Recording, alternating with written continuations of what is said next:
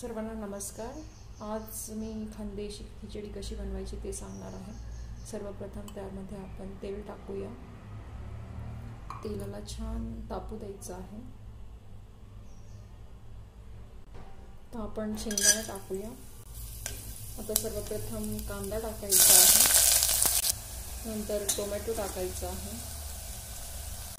आता त्यामध्ये कढीपत्ता टाकूया, एक बटाटा टाकायचा आहे, चवीनुसार मीठ टाकूया, थोडे जिरे टाकूया, थोडी मोहरी टाकूया, थोडी हळद टाकूया, 1.5 चमचे चटणी टाकूया, थोडा गरम मसाला टाकूया। मिक्स करून घ्यायचं आहे। आता यामध्ये मी 1.5 ग्लास पाणी टाकणार आहे। आता मी छान पाण्याला उकळी येऊ देईल आणि त्यामध्ये मी 1 वाटी तांदूळ आणि अर्धा वाटी तुरीची डाळ, मसूरची डाळ आणि थोडीशी मुगाची डाळ असं मिक्स घेतलेलं आहे। हे तुम्ही बघू शकतात।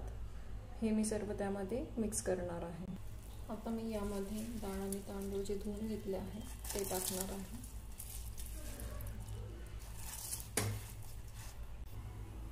आता हलवून घ्यायचं आहे आणि कुकरचं झाकण लावून घ्यायचं आहे।